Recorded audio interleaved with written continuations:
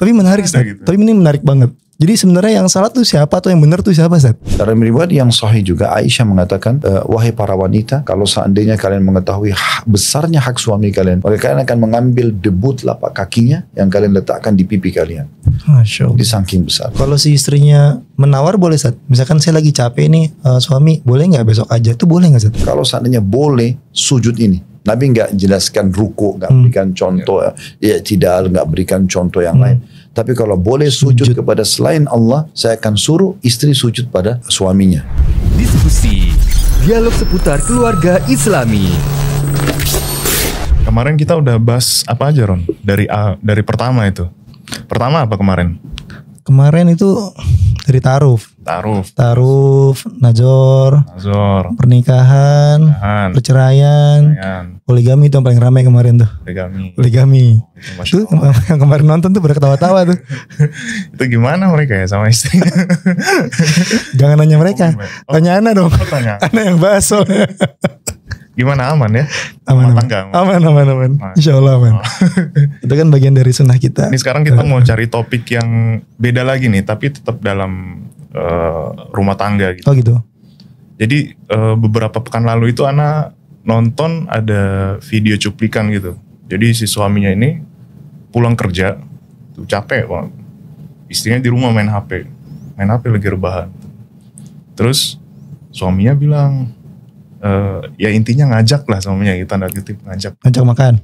Ya ngajak pokoknya lah gitu. Ngajak apa? Ya ngajak itu. Oh iya. Gitu ya. Terus gitu. Istrinya lagi main HP. Terus istrinya bilang, ngapain, aku kan capek ngurus rumah gitu. Aku juga ngurus anak-anak. Kamu enak tinggal minta gitu. Terus suaminya juga bilang, aku kan juga di luar kerja capek gitu. Ya udah kalau sama-sama capek kita istirahat aja. Sama-sama tidur gitu. Tapi jangan gitulah istri, namanya suami kan. Tapi kan capek di rumah, Ron. Ngurus anak. Lah suami kerja di luar panas-panasan, pulang kerja campur sama lawan jenis di jalanan. Pas pulang ketemu istri yang halal, ditolak. Nggak enak, Ram. Ya tapi gimana, di rumah kan juga capek istri. Ya harus ngerti lah istri. Nah itu gimana caranya, Ron? Ya harus bakti lah kepada suami.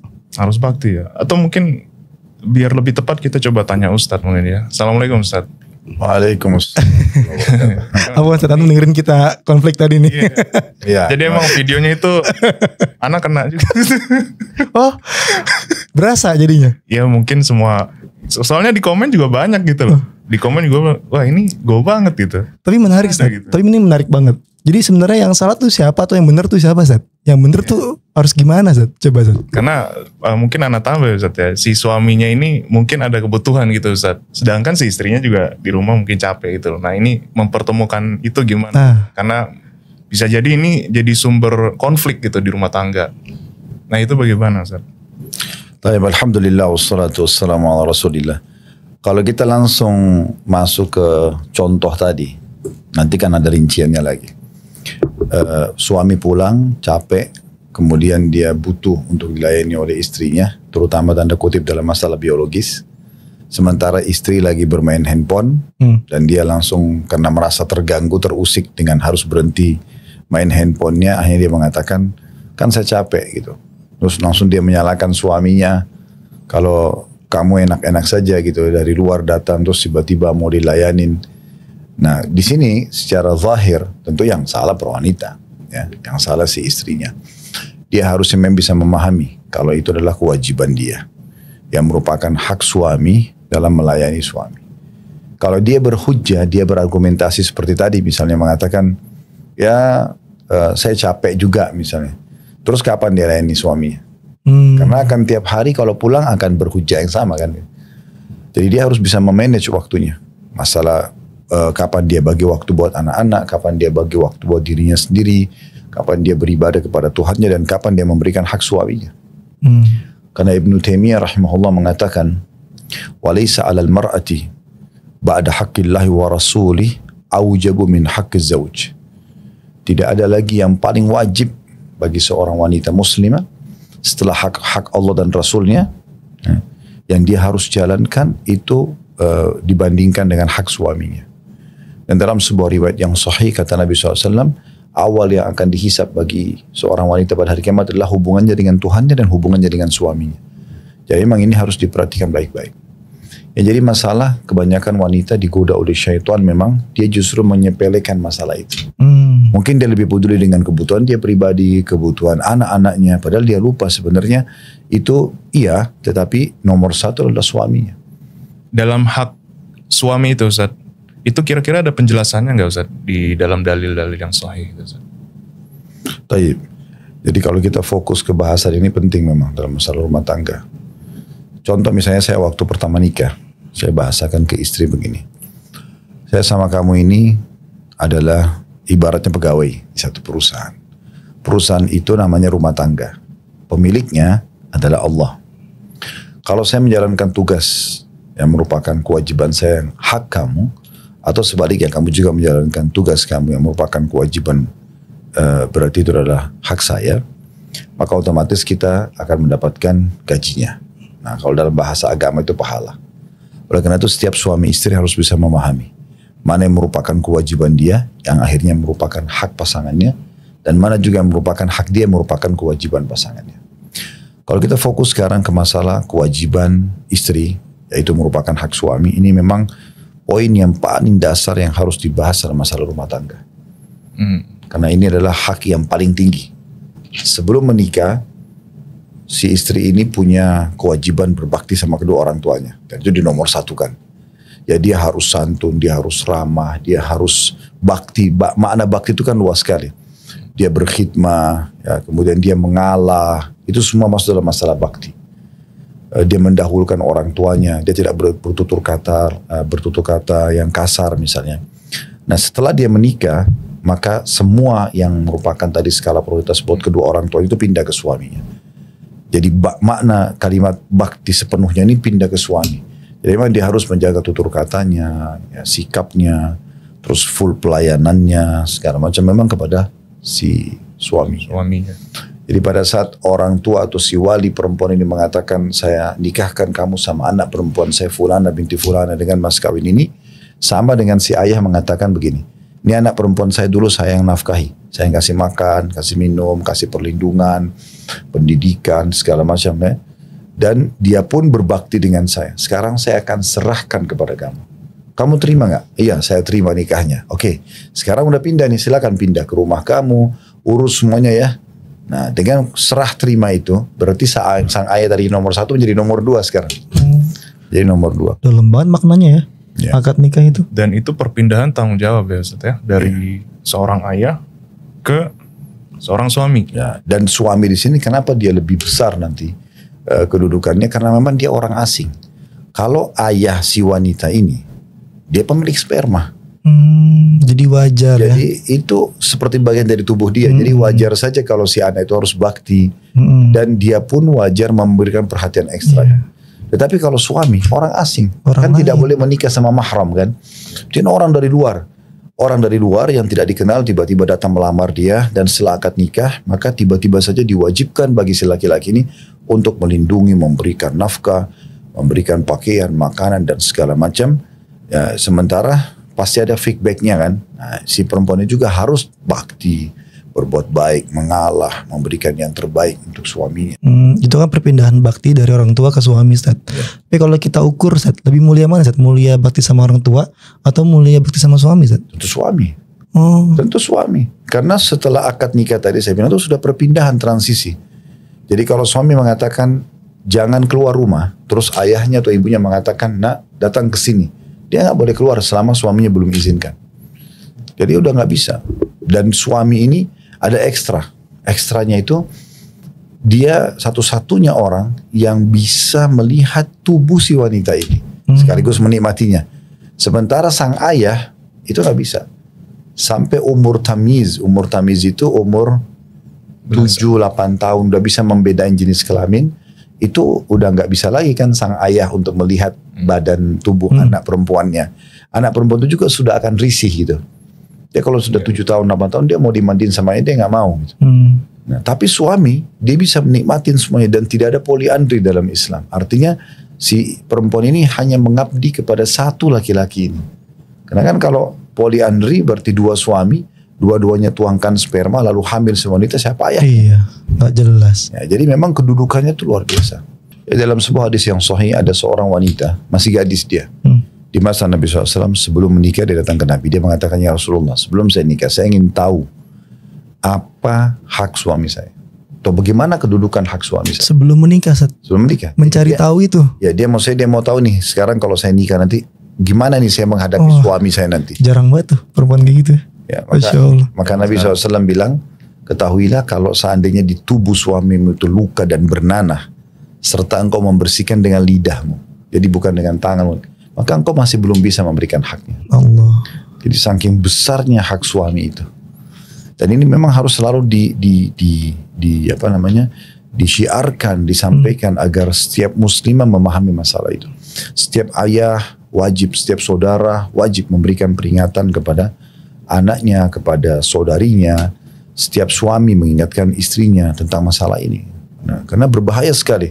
Kalau ayah sama ibu saja nggak boleh mengatakan dalam surah Isra, maka sama suami pun tidak boleh mengucapkan Sama, bahkan lebih besar hukumnya kepada suami daripada kedua orang tua. Lebih besar, Ustaz. Ya, makanya tadi kan Nabi SAW mengatakan tuh kalau seandainya luka bernanah di tubuh suamimu dan kau bersihkan dengan lidahmu, kau masih belum bisa memberikan haknya. Dalam riwayat yang sahih juga Aisyah mengatakan, wahai para wanita, kalau seandainya kalian mengetahui besarnya hak suami kalian, maka kalian akan mengambil debu telapak kakinya yang kalian letakkan di pipi kalian. Masya Allah. Di saking besarnya. Betul, harus sering diingatkan tuh istri-istri kita. Penting tuh.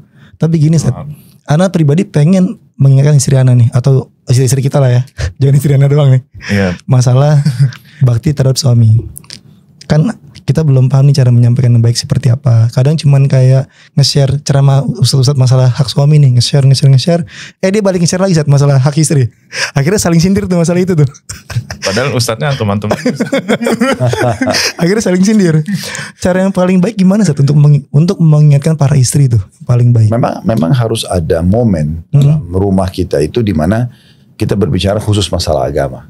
Duduk bareng empat mata gitu. Ya, dan kita memang membicarakan masalah itu. Jadi itu kan pondasi dasar ya, masalah hak dan kewajiban kan pondasi dasar. Seperti kita kalau lagi baru melamar di perusahaan, kan kita nanya tuh pada HRD kan misalnya, apa nih tugas saya? Oke, nanti akan apa yang saya dapatkan kalau saya jalankan tugas itu? Apa ancamannya kalau saya tidak melakukan? Kan itu. Sehingga kita jalan di perusahaan itu kan nyaman karena kita tahu tugas kita mana, kita dapat apa, ancamannya apa. Nah seperti itu. Jadi nggak bisa rumah tangga itu berjalan begitu saja tanpa menyadari tentang hak dan kewajiban. Itu pondasi dasar harus bisa dibicarakan. Komunikasi kuncinya, Ustaz. Ya, dan komunikasi ini memang dipilih waktu khusus. Ini ayo kita bicara yuk tentang masalah hak dan kewajiban supaya aku ini tidak keluar dari koridor, kamu juga tidak keluar dari koridor. Nah, gitu. Dan di luar daripada kewajiban ini, berarti hukumnya sudah sunnah. Nah, kalau pasangan mau melakukan, silahkan. Kalau enggak, berarti bukan kewajiban dia. Nah, kita fokus ke masalah kewajiban ini supaya dia pun nyaman, dia fokus kepada kewajibannya yang merupakan hak kita sebagai suami, dan juga kita juga fokus kepada kewajiban kita yang merupakan hak dia. Di luar daripada itu, tambahan berarti sudah ekstra. Bisa dilakukan, bisa tidak. Baik, kalau masalah tadi menarik Ustaz, masalah pelayanan gitu Ustaz. Pelayanan ini berarti karena mungkin suami ini ada kewajiban untuk menafkahi istri Ustaz ya. Jadi mungkin hak kita itu menerima pelayanan gitu. Kalau pelayanan ini definisinya seperti apa Ustaz? Apakah keseluruhan gitu? Mulai dari mungkin anak, terus masak atau segala macam? Semuanya Ustaz? Keseluruhannya. Tapi dari 100% kalau persentase kita presentasikan pelayanan itu 100% misalnya, 50%-nya biologis. Setengahnya. Ya, 50% biologis. Selebihnya 50% lagi itu yang lainnya, makanan, penataan rumah, anak-anak. Jadi kalau 50%-nya itu baik, yang sisanya itu tertopang biasanya. Tapi kalau yang 50% ini rusak, masalah biologis itu rusak, maka akan mengganggu 50% yang tersisa. Makanya dalam Islam itu sangat ditekankan masalah itu kan. Kata Nabi SAW, istri manapun yang dipanggil oleh suaminya berhubungan kemudian dia tidak datang kecuali dilaknat oleh malaikat. Istri manapun yang sedang berada di corong asap rumahnya dipanggil oleh suaminya, dia wajib datang. Dalam riwayat itu riwayat-riwayat yang sahih semuanya, sampai ada pernah wanita datang kepada Aisyah mengatakan, wahai Ummul Mukminin, bagaimana tanggapan Anda di saat kami diminta untuk melayani suami padahal kami lagi kesal, lagi memang nggak mood. Apakah itu wajib buat kami melayani biologisnya, melayani apa yang dia butuhkan? Kata Aisyah, iya. Walaupun seseorang di antara kalian sudah naik di atas tunggangannya, di untanya. Kalau zaman itu unta kan, sekarang mobil udah mau pergi, suaminya panggil tetap dia harus datang. Ditinggalkan semua aktivitas yang lain demi untuk suaminya. Kalau si istrinya menawar boleh, Ustaz? Misalkan saya lagi capek nih, suami boleh nggak besok aja? Itu boleh nggak, Ustaz? Ini malam lebih niat ya. Kalau memang betul-betul dia dalam kondisi sakit, memang dia letih sekali, itu lain. Karena itu dia sendiri yang tahu, ya. Dan itu biasanya sesekali terjadi. Tapi kalau rutin terjadi penolakan, rutin terjadi pembengkalian kewajiban ini berarti bukan masalah masalah negosiasinya, tapi masalahnya memang dia tidak mau menjalankan kewajibannya. Dan ini bisa masuk dalam bab nusyuz. Yang Allah sebutkan dalam surah An-Nisa, wallati takhafuna nusyudahunna fa'iduhun. Para wanita yang kalian khawatirkan nusyud itu pembangkangan. Tidak mau jalankan kewajibannya. Ya. Maka fa'iduhun, ingatkan mereka. Kalau mereka nolak juga, ya, wahjuruhunna fil madaji', boikot mereka di ranjang. Kalau mereka masih nolak, wadribuhun, pukul mereka. Tapi ulama tafsir mengatakan pukulan darbatun ghairu mubarrah, pukulan yang tidak berbekas. Kata dalam hadis kata Nabi SAW tidak boleh memukul wajah, gitu kan, tidak boleh menjelek-jelekkan. Tapi dia menggunakan bahasa-bahasa yang sebagian ulama mengatakan pukulan itu dengan kayu siwak atau dengan jari telunjuk. Kalau sudah sampai pada tingkat pembangkakan yang sangat tinggi. Lalu Allah bilang di penutupan ayatnya, wa inna ta'nakum fala tabughu alaihinna sabila. Tapi kalau mereka sudah patuh pada kalian, jangan kalian sengaja mencari-cari lagi kesalahannya. Nah, tapi ini bisa masuk ke bab nusyuz. Kalau dia selalu menolak, selalu membangkang, selalu membantah, lalu dia hidup untuk siapa kalau bukan untuk suaminya? Toh dia hanya disuruh berkhidmat dengan satu orang ini, bahkan orang ini mengalahkan kedudukan ayahnya. Dan dia fokus kepada suaminya, selebihnya tambahan ke anaknya, ke rumahnya, itu sudah cukup untuk memberikan dia tiket ke surga. Dapat tiket surga, Ustaz? Oh, iya. Bakti sama suami. Kan begitu kata Nabi SAW. Ayyamam beratin salat khamsaha. Istri manapun yang menjaga salat 5 waktu. Gak disebutin salat sunnah. Wa samat syahraha. Lalu kemudian dia puasa Ramadannya. Gak disebutkan puasa sunnah. Puasa yang wajib saja. Wa ata'at zawjah dan ba'laha. Dan mentaati suaminya. Qila laha udkhilil jannata min ayba abwabin syi'ti. Kau boleh masuk dari 8 pintu surga, yang mana kau mau? Yang mana kau mau? Pada saat dia meninggal ya. Jadi itu luar biasa sebenarnya. Jadi cuma di 3 hal ini dia fokus. Jadi kedudukannya berarti sholatnya, sholat wajib yang merupakan Nabi sendiri menerimanya harus ke langit. Isra Mi'raj gitu kan. Kemudian puasa Ramadan setahun sekali dan ini kewajiban bagi semua muslim yang balik. Kemudian diikuti dengan taati suaminya. Maka 3 loh. Ya, cuman 3 itu. Jadi kedudukan suami itu luar biasa. Setelah puasa dan sholat datang suami. Iya. Enak banget Ram kayak gitu. Cuman 3 yang wajib-wajib. Tapi yang 3 ini 8 pintu surga dilakukan. Enggak sih. Enggak, 3 mungkin. Makanya butuh pembekalan ilmu agama. Nah, tapi itu enak banget, dapat keutamaan tersendiri para istri-istri itu. Nah kalau suami, Ustaz, gimana? Punya nggak keutamaan yang serupa kayak gitu terhadap istrinya, Ustaz? Itu nanti ada bahasan sendiri. Ada bahasan tersendiri. Ntar nih, part 2 nih. Siap-siap. Jadi supaya tidak tumpah tindih, kita fokus dulu ke. Buat suami-suami yang iri, sabar. Ini kita bahas istri dulu. Tapi Ana boleh balik ke tadi, Ustaz, masalah biologi, Ustaz. Misalnya si istri ini misalnya capek, Ustaz. Cuma memang harus melayani. Ketika melayani itu kayak anggaplah tidak ikhlas itu, Ustaz. Maksudnya ya udahlah gitu. Oh, yang penting kewajiban selesai. Yang penting selesai gitu. Nah itu gimana, Ustaz? Mirip dengan orang sholat tapi capek. Cuma ini kan kewajiban, dia harus kerjakan. Kita kan tidak bisa bilang sholatnya gak sah. Selama dia penuhi syarat-syarat dan rukunnya. Udah dia layani suaminya semampu dia, dapat pahalanya. Ya, gitu. Tapi kan yang harus difahami di sini, kalau dia sifatnya sesekali, suaminya juga harus bisa beri pengertian kan. Maksudnya bisa mengerti, oh ternyata memang istri saya lagi capek misalnya, atau lagi sakit gitu kan. Karena juga dia tidak maksimal bisa melayani. Gitu. Tapi kalau ini terulang seringkali, ini berarti sudah permainan syaitan. Nah itu dibalik ke ilustrasi video yang tadi Ana cerita yang pas awal gitu. Di kolom komentar itu ada yang komen, Ustaz, saya itu sampai gak berani ngajak istri gitu. Gara-gara ditolak terus. Jadi dia sendiri udah gak berani ngajak. Jadi males itu, Ustaz. Sampai ada poin seperti itu gitu loh. Oke, sekarang gini aja, kita susun aja. Kira-kira apa aja sih yang merupakan hak suami yang akhirnya menjadi kewajiban istri. Ya. Supaya dia lebih sistematis. Yang pertama itu memang ketaatan dan mencari ridho. Itu kewajiban pertama istri yang merupakan hak suami. Jadi kita ini sebagai suami bisa kita minta dan tuntut itu. Karena itu hak dalam melalui wahyu. Kecuali dalam maksiat itu, Ustaz ya. Ya, itu nanti ada pengecualian. Tapi ketaatan dan mencari ridho ini nomor satu kewajibannya. Sebelum yang lain-lain. Sebelum biologis tadi, sebelum semuanya. Karena Nabi SAW sudah mengatakan dalam hadis yang sahih, "Lau kuntu amiran ahadan yasjuda li ghairillah la amartu al-mar'ata tasjudu li zawjiha." Atau kama qala Nabi SAW. Kalau seandainya boleh aku perintahkan seseorang sujud kepada selain Allah, aku akan suruh istri sujud kepada suaminya. Jadi perbuatan yang paling tinggi, puncak penghinaan seorang hamba kepada Tuhannya itu pada saat sujud. Karena dia meletakkan kepala yang mulia di tanah. Disitulah puncak kemuliaan yang luar biasa gitu. Memuliakan Allah Subhanahu Wa Taala, dan itu puncak penghinaan seorang hamba di hadapan Tuhannya. Makanya kata Nabi SAW, akrabu abdin ilallahi wa huwa sajid. Paling dekatnya seorang hamba pada Tuhannya pada saat dia sedang sujud. Nah, Nabi SAW datangkan perumpamaan itu. Sujud yang merupakan paling dekatnya seorang hamba sama Tuhannya, dan ini bentuk penghinaan full seorang hamba kepada Tuhannya. Maka Nabi berikan contoh itu. Kalau seandainya boleh sujud ini, Nabi nggak jelaskan ruku, nggak berikan contoh i'tidal, nggak berikan contoh yang lain. Tapi kalau boleh sujud kepada selain Allah, saya akan suruh istri sujud pada suaminya. Nabi tidak sebutkan ini, tidak pernah disebutkan bahasa yang mirip ini. Misalnya, saya akan suruh anak sujud pada orang tuanya, nggak pernah ada.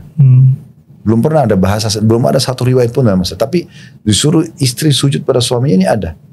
Dan ini kan memaknakan kalau bukan karena larangan Allah, maka saya akan suruh sujud. Dalam sebuah riwayat yang lain, pernah Mu'adz bin Jabal radhiyallahu anhu pulang dari Yaman setelah bertugas dakwah. Beliau tiba di Madinah, langsung sujud di bawah kaki Nabi SAW. Beliau sujud di bawah kaki. Nabi suruh berdiri, hai Mu'adz. Kenapa kau lakukan ini? Dia bilang, ya Rasulullah, di Yaman, di negeri yang saya berdakwah, orang-orang di sana kalau muliakan kepala sukunya, orang yang dituakan, pasti mereka sujud. Dan saya menganggap Anda adalah orang yang paling pantas saya sujudi.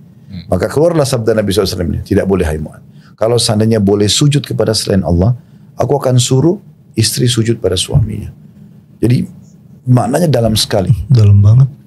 Dan kata Nabi SAW dalam hadis yang lain, langsung saya terjemahkan ke bahasa Indonesia.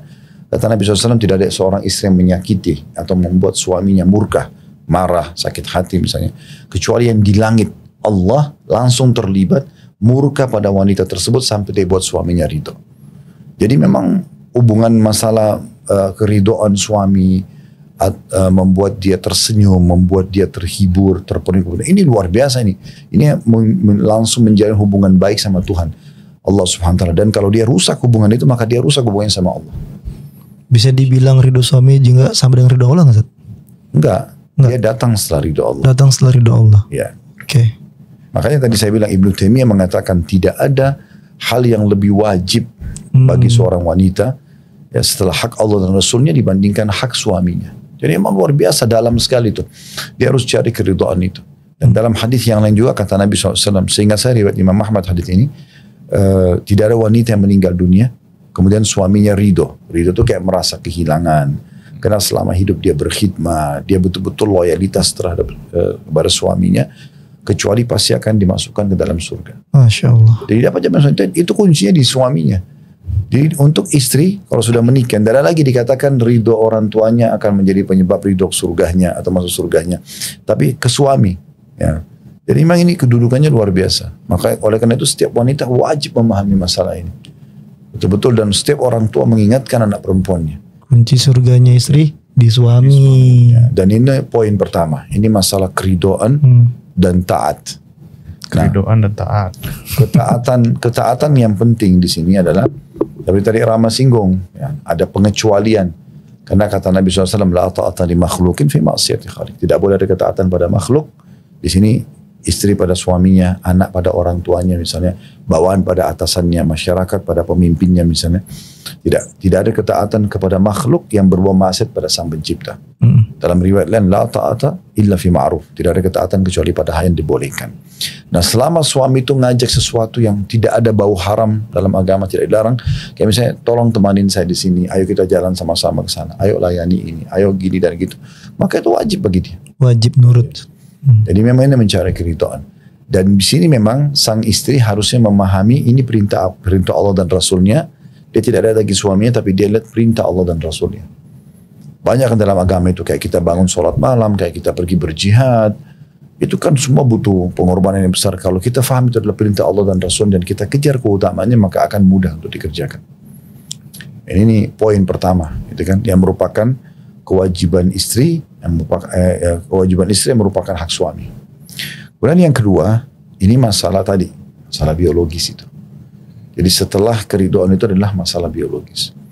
Jadi kita ini laki-laki memang Allah karunia sperma. Sperma itu ada kandungan zat panas, ada api yang memang dia itu panas. Dia kalau tidak terlampiaskan, kuasa Allah sebentar. Karena kan di situ bibit manusia. Jadi dia harus dituangkan supaya akhirnya manusia itu ada regenerasi kan. Nah, sekarang kalau supaya itu mau dituangkan, Allah berikan kita syahwat, Allah berikan kita rasa suka dan segala macam. Sehingga mau dituangkan. Kalau tidak kan mungkin kita tidak akan mau berpikir itu. Nah, kalau dia tidak dituangkan justru biasanya lebih banyak mendatangkan emosi.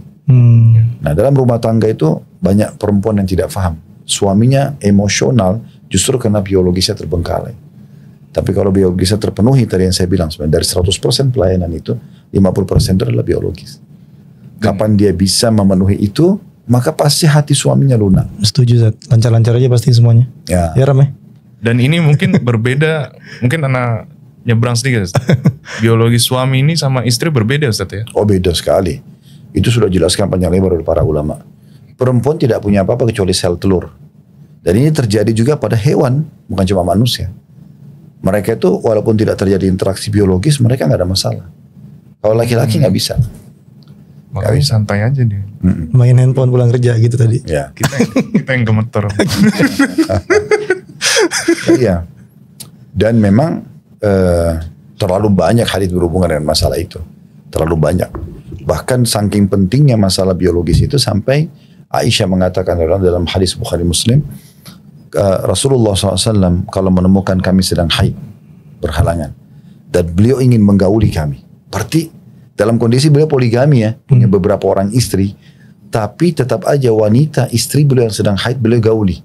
Jadi saking luar biasanya pengaruh sperma itu kan, sampai tetap ada kebutuhan walaupun istri itu sedang haid. Jadi kata Aisyah menggambarkan, kami kalau sedang berhalangan atau sedang haid dan Rasulullah SAW ingin menggauli kami, maka beliau menyuruh kami mengencangkan kain di tempat keluar darah, kemudian beliau menggauli kami. Karena istimta atau menikmati istri itu dibolehkan dalam keadaan apapun, gitu kan? Dengan gaya apapun kalau bahasa kita, kecuali dua hal yang dilarang: meletakkan kemaluan di kemaluan pada saat haid atau nifas, dan memasukkan kemaluan laki-laki ke dubur wanita. Selain daripada ini tidak ada masalah. Contoh misalnya onani haram kalau laki-laki kerjakan sendiri, tapi di saat istri yang lakukan tidak haram. Misal contoh, jadi dia bisa istimta, dia bisa menikmati itu. Jadi saking besarnya pengaruh sperma sampai seperti itu. Dan Nabi SAW pernah mengingatkan juga para sahabat. Satu waktu Nabi SAW lagi jalan dengan para sahabat, tiba-tiba beliau mampir di rumahnya, lalu kemudian beliau biologis. Dan beliau keluar dalam kondisi sudah mandi. Dan para sahabat faham kalau Nabi SAW baru saja melakukan hubungan biologis. Dan beliau mengatakan, ketahuilah bila seseorang di antara kalian merasa terganggu dengan wanita di luar rumahnya, yang bukan halal buat dia, kembalilah ke istrinya karena istrinya memiliki apa yang dimilikinya. Ini yang bahaya nih, pulang kerja ketemu lawan jenis, satu kereta gitu kan, pulang istri nolak, itu yang bahaya Ustaz. Nah itu poin berbahaya sekali. Makanya sang istri itu dia harus betul-betul pintar memanage waktu. Jadi kalau suami sudah mau pulang, dia udah anak ini sudah aman. Nah ini masalah handphone ini memang tidak boleh disentuh lagi. Memang dia ini kesibukan dengan medsos, dengan handphone ini membuat dia melupakan kewajiban dia. Jadi anak-anak itu sudah selesai makannya, sudah mandi. Kalau perlu suami mungkin pulang sudah diistirahatkan gitu kan. Jadi memang dia punya waktu dengan suaminya. Dan itu harus dilakukan memang. Kalau kita bahasakan, kalau saya pulang handphone taruh ya, boleh saat kayak gitu? Boleh, tetapi nanti kita bahas. Jadi dalam membahasakan kepada wanita juga ini beda. Kalau ana sama antum nih, laki-laki sama laki-laki, Bron, ana nggak suka antum pegang handphone kalau dia ngomong. Antum langsung bisa ngerti. Belak-belakan gitu ya. Karena kita laki-laki sama laki-laki dan kita ini dominan akal. Akal itu masalah, solusi. Kalau kita dapat teguran atau kita dapat sapaan dan kita ada sesuatu yang kita lihat butuh perhatian, pikiran kita langsung ke solusinya. Kalau perempuan tidak, mereka dominan perasaan. Jadi mungkin dengan merayu dia, sehingga dia meninggalkan handphonenya itu. Misal masa kamu lebih pilih handphone dari aku sih? Dipilih kata-katanya. Atau bahasa-bahasa apa? Nah itu mungkin menghadapi istri dengan menghadapi anak ini hampir sama. Beda tipis gitu. Imron jago itu Ustaz. Jadi memilih kata-kata yang tepat. Jago Imron. Gimana Ron? Oke, dalam masalah hak biologis ini, supaya kita laki-laki juga terpenuhi, maka kita perlu memahami kejiwaan wanita. Mereka itu ada masa-masa di mana seperti menjelang haid misalnya. Iya benar Ustaz. Kadang-kadang beda suasananya. Emosinya, kejiwaannya dia memang tidak bisa kontrol kadang-kadang. Atau mungkin dalam kondisi dia punya permasalahan. Kita ini laki-laki memang Allah ciptakan sudah biasalah nagih utang, punya masalah. Panas-panasan dulu. Ya, jadi kita ini kayak orang yang memang memang orang luar rumah, orang yang siap menghadapi permasalahan lah, jihad, gitu, cari nafkah, ngantar jenazah. Nah, kalau perempuan memang enggak. Jadi mereka tuh kalau ada masalah mungkin lebih sensitif dalam masalah-masalah seperti ini. Nah, bagaimana kita pintar-pintar di sini untuk bisa merayu dia lah, gitu kan. Makanya kata Nabi SAW, mulailah biologis kalian dengan utusan-utusan. Kata para sahabat, ya Rasulullah, apa itu utusan-utusan? Nabi menggunakan bahasa Rasul. Iya, utusan. Ya, lalu kata Nabi SAW, ciuman. Oh. Ya, jadi dicium, dirayu, dielus, gitu kan. Yang romantis. Diajak makan sama-sama, diberikan hadiah.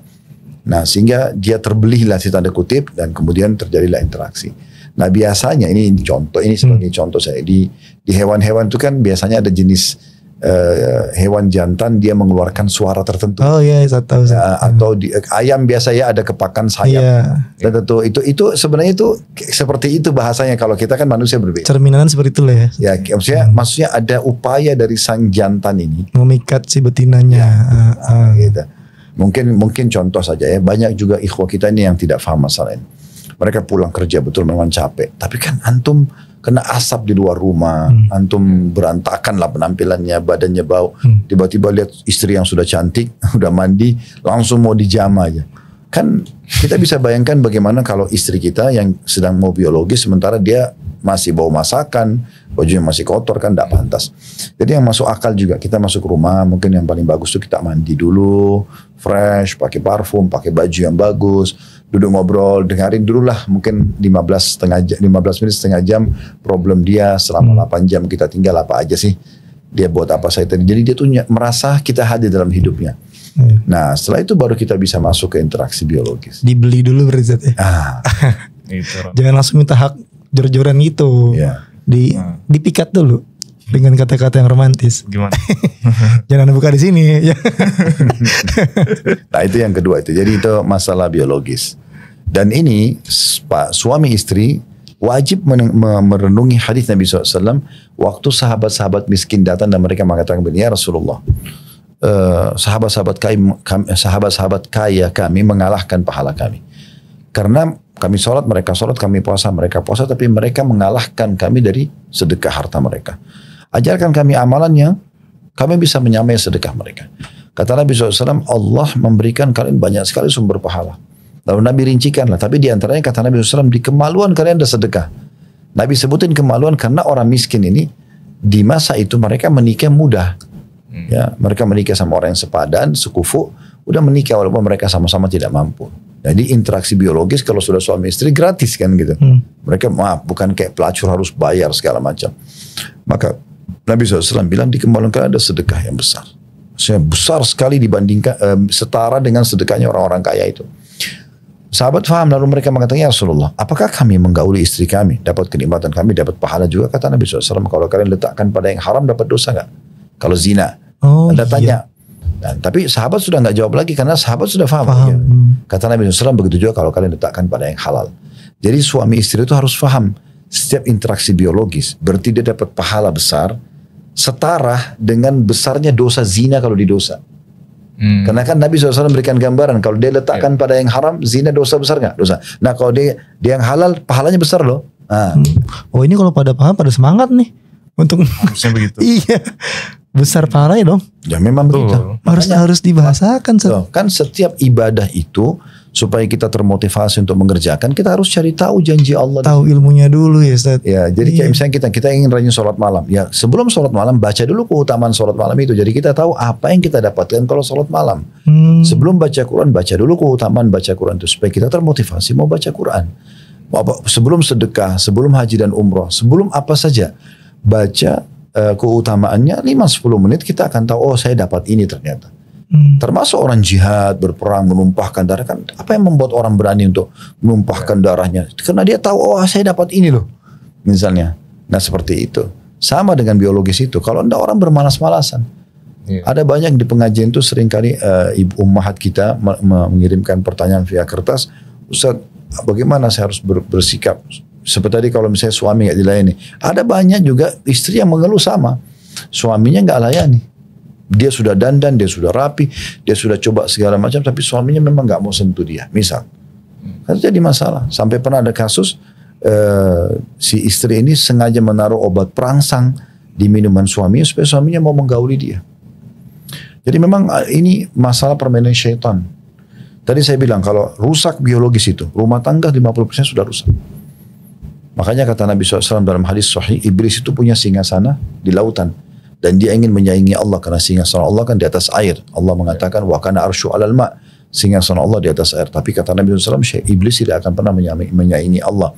Dan setiap hari anak cucunya melaporkan, saya baru membuat orang membunuh, saya baru membuat orang mencuri. Bagi iblis yang gak biasa. Sampai ada yang mengatakan, saya baru menceraikan suami istri. Maka kata si iblis, kamu jagoannya. Bagaimana cara menceraikan suami istri? Nanamkan bibit-bibit kebencian. Bermula di situ bibit paling pertama adalah kalau bertengkar mereka tidak biologis. Karena kapan mereka biologis cair tuh masalahnya. Oh, oke. Biologisnya harus tidak. Jadi ngambekan sedikit aja 2 hari 1 minggu nggak biologis. 2 hari 1 minggu kayak kenal tuh. Ini kehilangan pahala dan sangat membuka pintu-pintu syaitan nih. Makanya tidak boleh rusak biologis itu. Nah semua yang berhubungan dengan masalah yang bisa membangun, mengembangkan, memperindah biologis itu wajib dilakukan.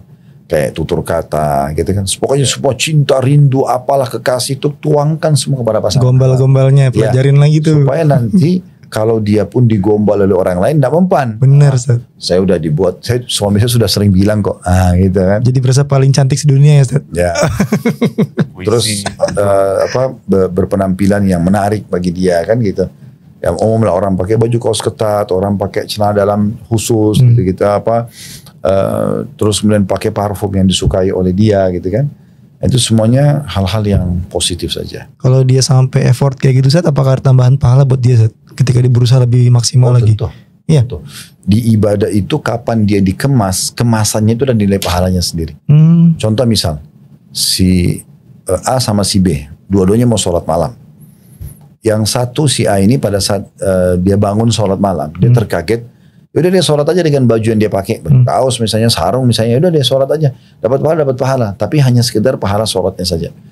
Kalau si B, kita kasih contoh si B ini enggak, dia sebelum tidur dia udah siapin pakaian khusus yang dia mau pakai, dia udah bubuhi parfum, dia udah siapkan kopi khusus, dia sudah siapkan bacaan ayat Al-Quran yang dia mau baca, berapa ayat misalnya, berapa rakaat dia mau sholat, jam berapa dia bangun, ada kemasannya. Kemasannya ada nilai pahala sendiri.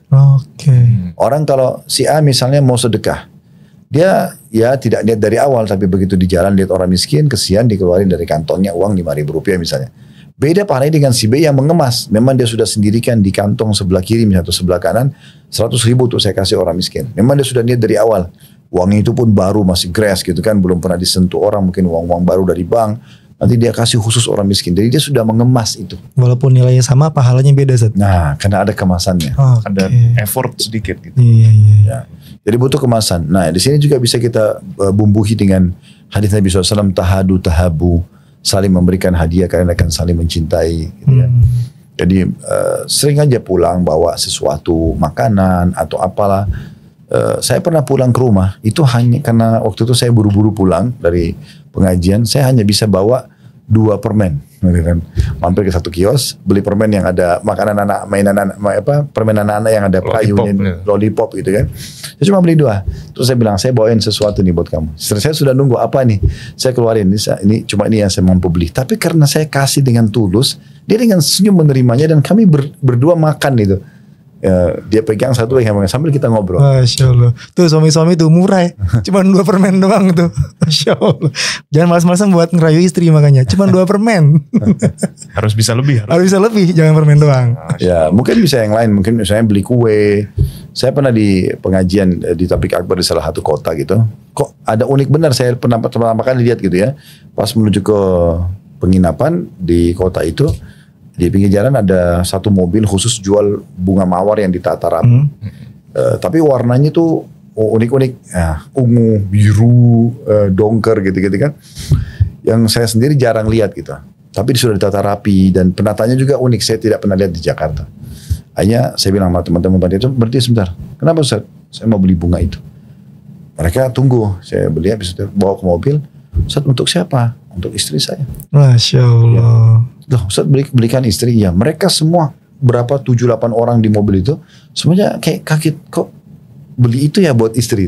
Loh, antum enggak pernah beli buat istri antum? Enggak Ustaz. Loh, harusnya beli sesuatu. Bisa membuat dia terbeli hatinya gitu kan, merasa ada perhatian khusus dari suami. Masya Allah, antum udah mencontohkan nih Seth ya, udah ngajarin kita semua nih. Mungkin pada nggak tahu nih kalau antum seromantis itu Seth. banyak orang belum pada tahu nih, Masya Allah ya. Udah kalau fix that, Masya Allah. Jadi itu memang berhubungan dengan masalah biologis tadi. Jadi yang pertama itu adalah ketaatan, taat dan keridhaan. Yang kedua masalah biologis. Nah yang ketiga ini berhubungan dengan masalah izin. Nah, ini hak suami nih, kewajiban istri. Jadi setiap istri kalau mau keluar atau mau aktivitas apapun itu izin sama suaminya. Terutama kalau keluar rumah atau memasukkan orang dalam rumah. Nah begitu dalam hadis disebutkan. Jadi kata Nabi SAW, makna hadisnya kalau seorang wanita keluar dari rumah tanpa izin suaminya, maka dilaknat sampai dia kembali. Kalau dalam riwayat lain, dan termasuk hak kalian dari istri kalian adalah mereka tidak boleh memasukkan siapapun ke dalam rumah kalian yang kalian tidak sukai. Nah berarti memang minta izin keluar dan juga memasukkan orang ke dalam rumah. Bahkan termasuk penyempurnaan adab dalam masalah hak yang ketiga ini, yaitu si istri tidak mengelola harta atau apapun keputusan dia kecuali dia libatkan suaminya. Bagaimana pendapat kamu begini, kalau saya begini seperti apa gitu ya. Betul dia melibatkan suaminya. Itu dalam kata Nabi SAW ya. Waktu ditanya, ayyun nisa'i khair. Wanita mana yang paling baik ya Rasulullah. Kata Nabi SAW, idza ra'aitaha tasurruk. Kalau kau lihat kepadanya kau akan senang. Wa idza amartaha tuti'uk. Kalau engkau perintahkan dia patuh. Wala tukhalif fi maliha wa nafsiha. Dan dia tidak pernah bertolak belakang dengan keputusanmu sebagai suami di dirinya atau di hartanya.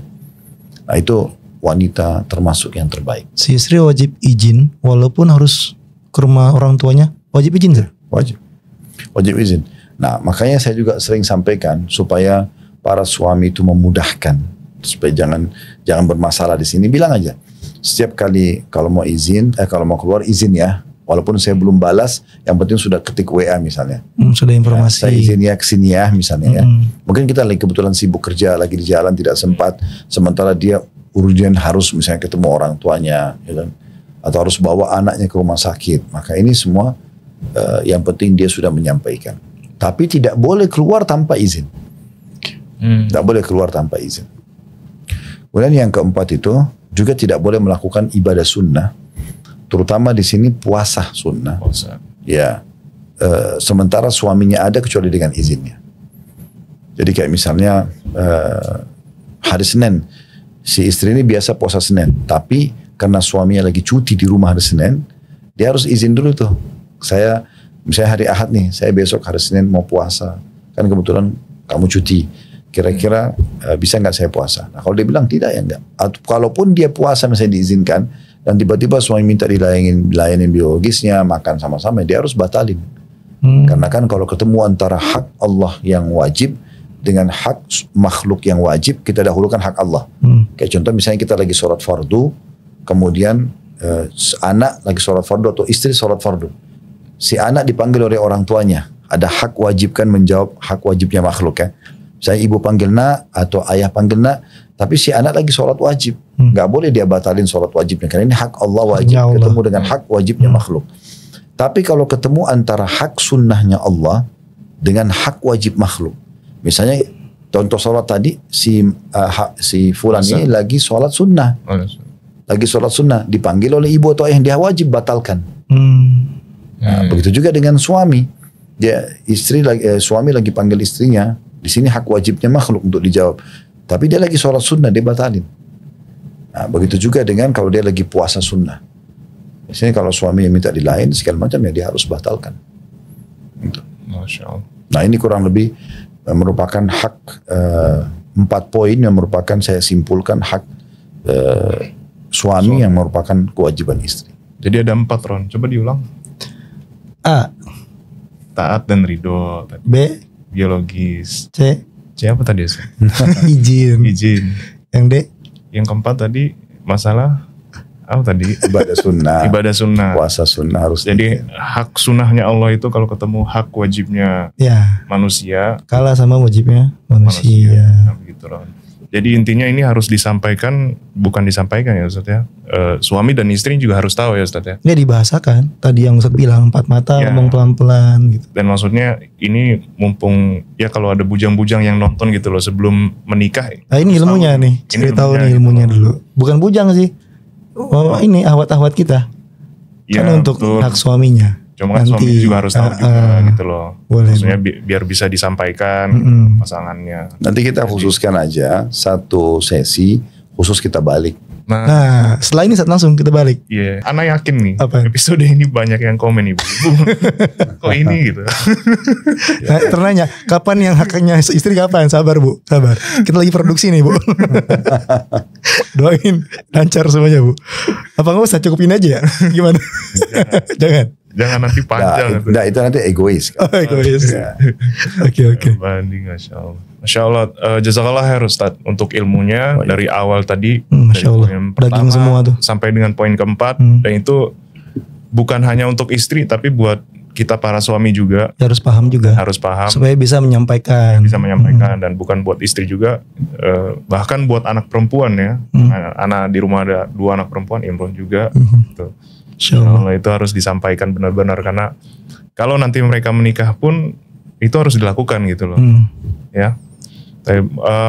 Insya Allah cukup sampai sini Ustadz. Dan teman-teman yang menyaksikan program ini, kita akan ketemu lagi di episode berikutnya ya. Yang ditunggu sama ibu-ibu nanti. Tungguin aja ya Bu. Tapi insya Allah kita akan ketemu lagi di program kita diskusi dialog seputar keluarga Islami. Diskusi dialog seputar keluarga Islami.